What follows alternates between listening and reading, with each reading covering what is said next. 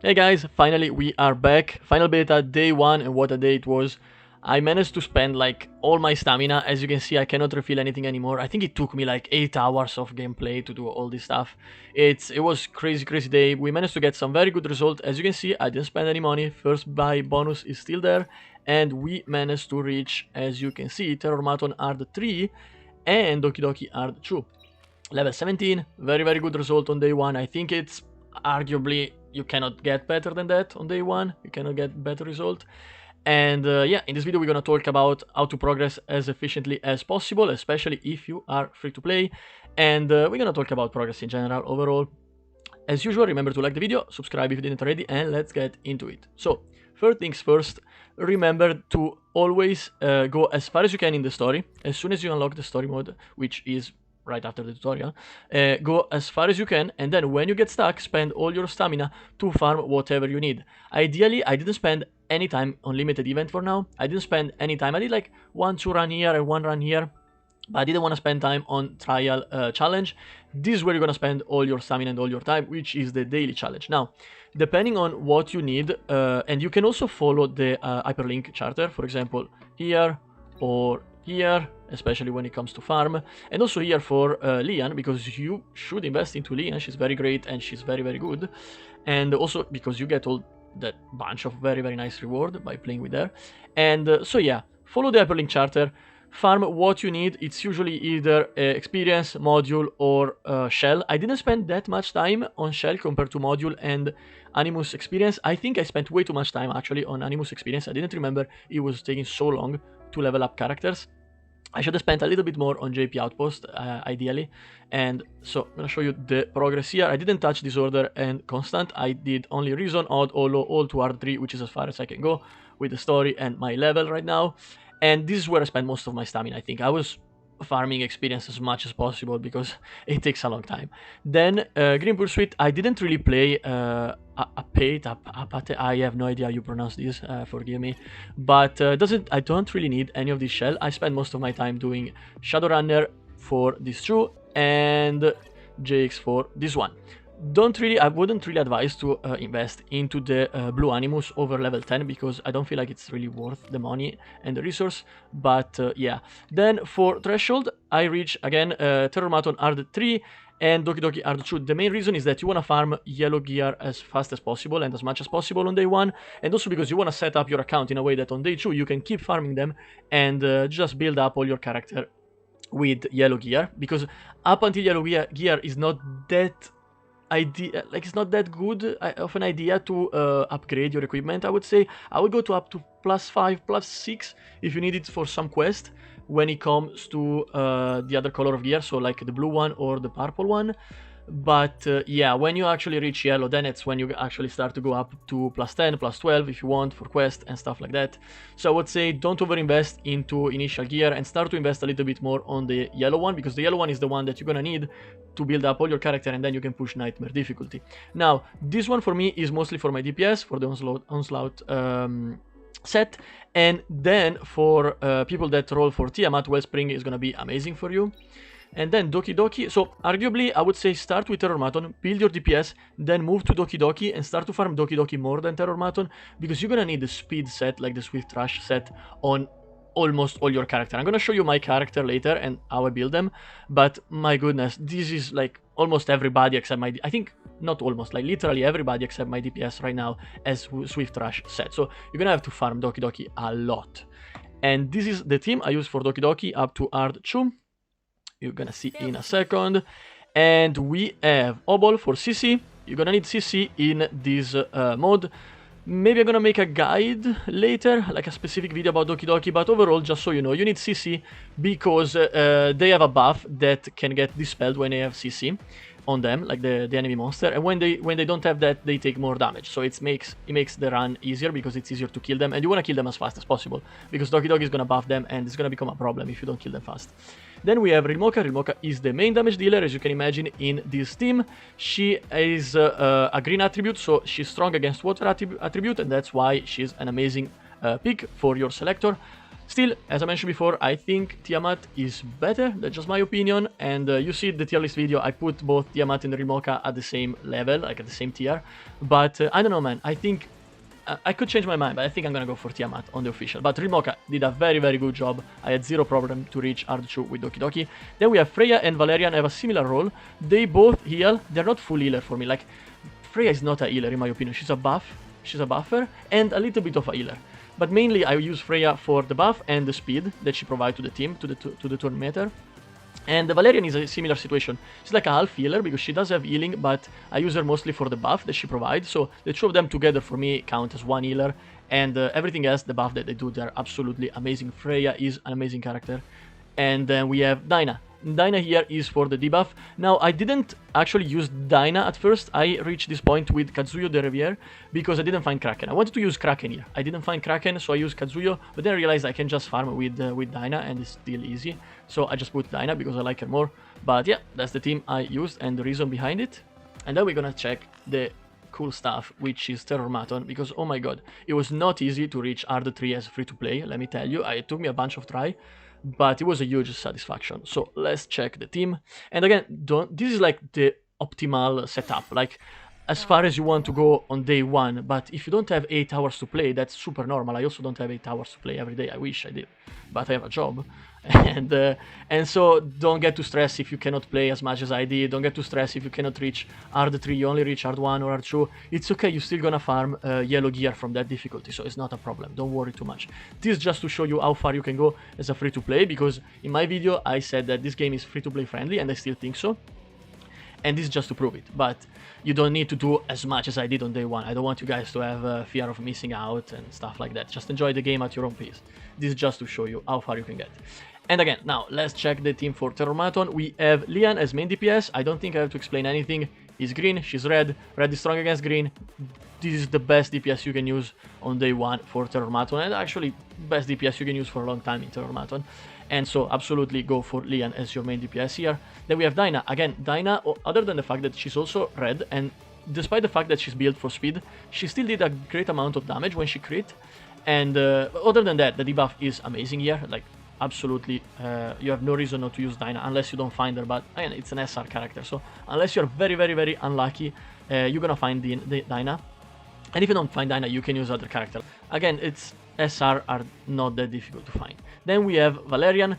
Again, Valerian and Freya is the same situation as DokiDoki. For me, they are both one healer together, and everything else is just for the buff, and they're amazing at their job. And then we have Chiaki. Chiaki is for the turn meter. You wanna play as fast as you can in this mode, in this run against Terrormaton, because oh my god, the more it takes for you to finish, the more it becomes difficult.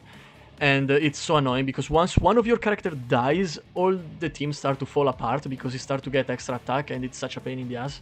So go as fast as possible. You think Freya is enough for the turn meter, like for speed? She's probably not enough. Also put Chiaki. You're gonna find Chiaki most likely. Again, she's an SR, and yeah, you're gonna need Chiaki in my opinion. Like you need to be very, very fast in this run if you wanna do R3. It's not the only team you can use. Of course, there are other options, but this is the best one I could do with what I found, what I get. And then we are gonna check very fast arena. I honestly didn't play much arena. I just went silver because I wanted to reach silver, just for like personal satisfaction. This is the team I'm using. Freya usually go first, buff everybody, speed up everybody, then Obol goes second, stun everybody, and then Rilmoka and Lian just kill everything that is left standing. And that's it really for arena. I don't think it's worth to speak too much about that because it's not gonna be your priority on day one. Let's check the Animus. Now, how many Animus should you build? How many resources should you spend? I would say arguably these three. The one you get Lian for free. This one is the Animus you're gonna get from your selector, and Freya from the rate up. That's all the SR you need, in my opinion. And that's also what I did. As you can see, Freya is 4 stars, so I didn't upgrade her, level 40.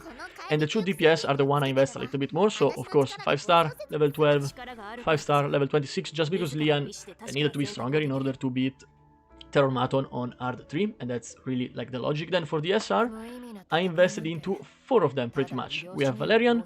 As you can see, I upgraded her once, which now that's why she's 4 star, level 12. We have Obol, 4 star, level 6, and this is because Valerian I use her for pretty much everything. Obol for DokiDoki, then we have Chiaki for Terrormaton, and also I use her in almost any other PvE mode except DokiDoki, I think. And so again, 4-star, but I didn't level her up. And then same thing with Dinah. Dinah, similar situation to Chiaki. I use her for a lot of PV stuff in general, like outside of threshold. And but still, level 1, 4-star. And that's it really. I did use Grey for a while, but he's still level 35, only 3-star, and there's no module on him right now. I didn't finish building, what is the name? Kazuyo, because I did start using her for DokiDoki, but then I realized I didn't actually need her. So the build is left like there, and I didn't upgrade her star, as you can see. And then literally everybody else I didn't touch. Like they're all 3-star and level 1, and there's no equipment on them. Now let's go back to the guys that I actually use. Dinah, just go for like a normal Swift Rush set. You just want to be fast with her, nothing too crazy. There's no need to overinvest too much into this one. I also didn't level up any skill. Chiaki, I would say invest a little bit more on Chiaki, just because she's more like she's weaker in defense. Like she dies very easily, especially for me that I don't have like a full specific healer, and I just use either Freya or Valerian, sometimes both together, but it's not that much healing. So I would say, yeah, invest a little bit more on the defense for Chiaki, but still Swift Rush set. Then very fast we go to Obol. Again, Swift Rush set on Obol too. I just want him to go fast, stun, do the CC, and that's his thing. Like, it's done. No need to overinvest. As you can see, everything is level 6 here. And this very similar situation, everything is pretty much level 6. This one was 8, probably because I misclick, honestly. And you want to use Swift Rush on Valerian too. Also, I want to note that for Chiaki, everything is level 9, also because I need it for an hyperlink chart quest to get the reward. So that's also another reason. Like, if for example Rilmoka had everything at +9, I wouldn't have done Chiaki all at +9 probably. And yeah, so since we're here, let's check Rilmoka. I put a little bit less damage on Rilmoka just because DokiDoki Hard 2 is easier than Terrormaton Hard 3, so I had to invest my best gear into Lian, and that's pretty much why. As you can see, everything is still purple except this item here. And of course, because this one is yellow, it's +12, everything else is either 6 or 9. Then we have Freya. Freya, it's the more important character, so she get to use all the blue, no, sorry, not blue, all the yellow Swift Rush gear that I have. I think, yeah, I don't have another one to finish the set, but as you can see, this is 9 and everything else that is already yellow is 12. And then we have the last one. Of course, Lian is the one I invested the most. Everything is yellow is already 12. And I had like yellow gear for her. As you can see, there is like yellow stuff on Rilmoka. The reason why I didn't use it is because I wanted to build her for critical rate and damage. As you can see, critical damage here. And this is critical rate and critical rate. While the other stuff here has attack bonus, and also everything here, attack bonus. So I just wanted to focus on critical rate. She has like what? 10 and 42, so 52%, which is nice, especially considering I'm not using Grey, so I needed a little bit of extra critical rate to progress. For the shell, I pretty much invested only into Lian and Freya, I would say, and the reason I invested into Freya is actually for PvP, not even for PvE, I would say, I gotta be honest. And Agent Lizard, 30, so it's not maxed out. I got lucky with the bonus here. We have 13% attack and 10 speed. And then we have Freya, again, this is level 30, and this is not good, overclocking, I just wanted to get speed for PvP, I'm gonna be honest here. And everything else is not really like, this one is 20, this is 10, this is 10, so it's, I didn't invest much into the shell, honestly. I don't think it's that important right now, you want to invest mostly on your module. And for the skill, I think I only used one perfect lattice, which was for level 2 here. As you can see, I couldn't go for level 3. And pretty much that's, I think, is the only character. Yeah, I invest a little bit here, but everything is level 1. And yeah, because I wanted to level up this one, but I don't have the lattice. So as I mentioned in my previous video, lattice are gonna be a problem. Like, it's very rare to find, especially if you're free to play. So these are the characters. Let's just quickly make a summary of the situation with the roll. So first of all, I still have 5,700 crystal. I did about 100 roll, probably a little bit more. It was one multi here and I got lucky and found Freya. 40 roll here to find Rilmoka. Then I did about at least 110 roll here. Maybe a little bit more, I actually don't remember. I still have one code that I didn't redeem because I forgot. So I could get another 10 prototype and do another roll here, but I forgot. I would say ideally I'm between 100 and 120 roll in this account, and still I have a lot of crystal left. I mean, not a lot, but I have a good amount of crystal left, which I'm gonna spend exclusively in recharge of stamina. Like, you need to understand in this game it's more important to recharge your stamina than roll for character. Like right now, I could do all this stuff as free to play because I don't really need any other character. Like these three are enough. That plus investing in a smart way into your SR if you know what you're doing, and that's enough. Like you don't need a full team of SR character to progress, especially early game. It's just not important. And even then, I have like Messiah because I got lucky and Elkid, and I didn't invest into them because first of all I don't have the resource. And second of all, it's just not necessary. And I don't feel like I want to spend money to roll more because I managed to accomplish everything I wanted without actually having to spend money. Now, the only reason I want to spend money is because of the rebate and also because I want to progress faster. I just like to progress faster and more. And yeah, so the main reason it's actually for me to, when I'm going to buy stuff from the shop is to make my character stronger and progress faster, like especially leveling up and perfect lattice. And that's it really, like everything like rolling for character, unless you have like a specific one you need, like you want, it's not that important in my opinion. So that's it for the video. If you have any question, let me know in the comment. Thank you so much for watching. I hope you learned something useful from this video. Remember to like the video and subscribe if you didn't already. And yeah, thank you again. See you in the next one. Have a great day. Bye bye.